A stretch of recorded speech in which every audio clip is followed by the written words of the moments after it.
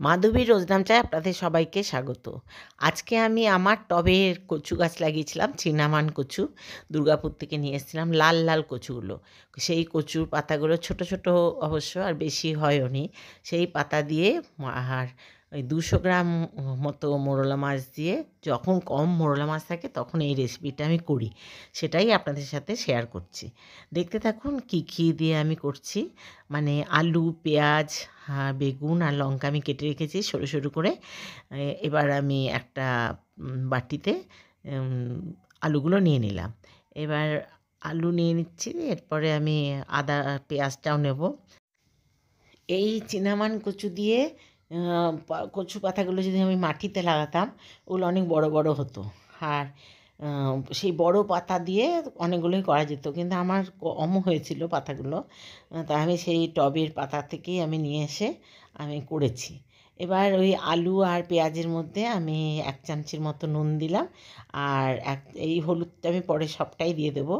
হলুদ দিলাম 1 চামচি, আর দিলাম ওই কিছুটা 1 কাপ তেলেতে কিছুটা দিয়ে আমি প্রথমে এই কটা মেখে নিচ্ছি। এরপরে আলু পেঁয়াজটা প্রথমে মেখে নিলাম।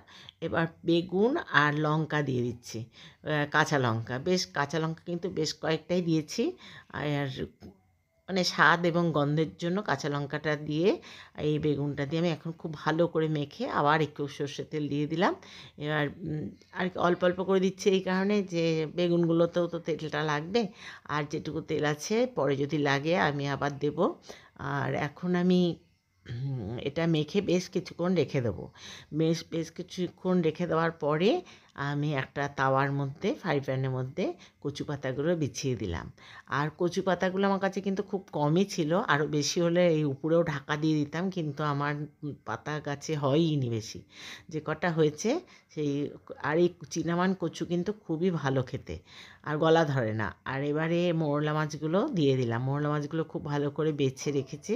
এবার এই আলু বেগুনের সাথে আমি মোরলা মাছটাও দিয়ে দিলাম। আর যখন আমার মাছ কম থাকে, মানে মোরলা মাছ আমি আজকে 200 মাত্র পেয়েছি, মানে যে মাছ বিক্রি করতে এসেছিল তার কাছে ওই 200-র মতো মাছ ছিল, সেটাই আমাকে দিয়ে গেছে। আমি ওর সাথে ওইটুকুনি মাছ পেয়েছি। তাই আমি ভাবলাম যে মোরলা মাছটা তো দেখতে একদম টাটকা, নিয়ে নিই। আর কি করব, ওই আলু বেগুন দিয়ে আপনাদের সাথে শেয়ার করছি। আর একটু এর মধ্যে আমি একটু সর্ষে বাটাও দিয়ে দিলাম। এই সর্ষে বেটে একটু জল দিয়ে সর্ষে বাটাটা দিয়ে দিলাম। এখন আমি সেই পুরো আলু বেগুন আর এই মাছটা দিয়ে আর একটুখানি সর্ষের তেল ছিল কাপে, সেটাও আমি এর মধ্যে দিয়ে দিলাম। আর এর থেকে বেশি সর্ষের তেল দিলে ভালো লাগবে না। আর ভালো হয়তো লাগবে, কিন্তু আমি মনে করি যে বেশি তেলটা না দেওয়াই ভালো। এবার আমি উনুনের কাছে চলে যাচ্ছি, দেখতে থাকুন আপনারা। আর উনুনের কাছে মানে গ্যাসের চুলোয় ওটা বসিয়ে দিয়ে আমি এটাকে ঢাকা দিয়ে দিচ্ছি। একটা লিড মানে ইয়ে দিয়ে ঢাকনা দিয়ে ঢাকা দিয়ে দিলাম। এবার গ্যাসটা প্রথমে আমি একটু বাড়িয়েই দিয়েছিলাম, এবং আমি কাছে দাঁড়িয়ে আছি যাতে আর কি ওই একটু সেদ্ধ হয়ে আসলে তারপর আমি আস্তে করে দিয়ে আমি চলে যাব। আস্তে আস্তে হোক। এবার এটা যখন আস্তে আস্তে হতে থাক, আমার ভিডিওটা যারা এখন পর্যন্ত দেখছেন অথচ সাবস্ক্রাইব করেননি, তাদের কাছে আমার একান্ত অনুরোধ আপনারা সাবস্ক্রাইব করবেন এবং বেলটা বাজিয়ে দেবেন। বেলটা বাজিয়ে দিয়ে তাহলে আমার যখনই নতুন আমি কোনো ভিডিও ছাড়বো আপনাদের কাছে নোটিফিকেশান চলে যাবে। তারপর আপনারা দেখবেন, যদি ভালো লাগে তাহলে করবেন। আমি বলছি না আপনাদেরকে করতে, যদি আপনাদের ভালো লাগে তাহলে লাইক শেয়ার কমেন্ট করে আমাকে উৎসাহিত করবেন, যাতে আমার আরও ভালোভাবে আমি ভিডিও করতে পারি। আর একটা কথা, যে আমরা যে ভিডিওগুলো করি সেগুলো কিন্তু মনে হয় যেন খুব সহজেই হয়ে যায়, আর আসলে তা না। এডিট করতে গিয়ে আমরা একটা বিরাট একটা ইতিহাস হয়ে যায়, যেটা আমরা করার পরে এডিট করাটা কিন্তু প্রচুর কঠিন কাজ। এডিট করে 15 থেকে 5-এ নিয়ে আসা বা 6-এ নিয়ে আসাটা ভীষণই কঠিন লাগে। তো আমার কাছে তো কঠিন লাগে। যাদের কাছে লাগে না বলতে পারবো না কেমন কী, কিন্তু আমার কাছে ভীষণই মনে হয় যেন কাজটা ভীষণ কঠিন।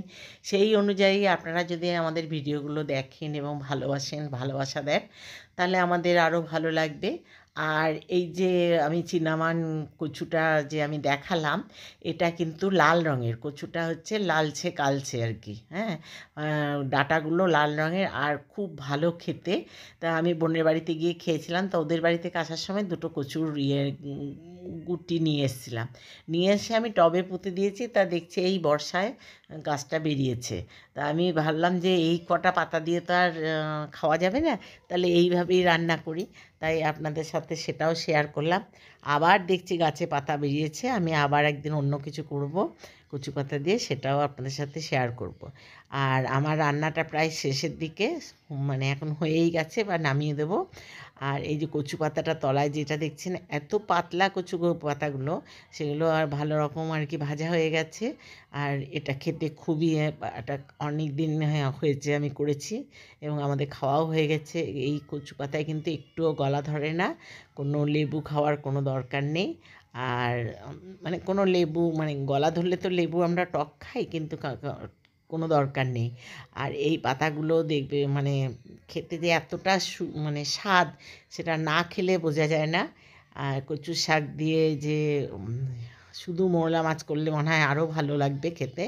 তা আমাদের তরকারিটা কিন্তু খুবই ভালো হয়েছিল খেতে, সবাই খুব মানে বাড়ির লোকেরা যারা খেয়েছে তারা খুব প্রশংসা করেছে, এবং বলেছে আবার করতে। নিশ্চয়ই করব আবার। আর আমাদের এখানে মোরলা মাছটাই পাওয়া যায় না, সেটাই দুঃখের বিষয়। আর আপনাদের ভালো লাগলে আমার সাথে থেকে যাবেন।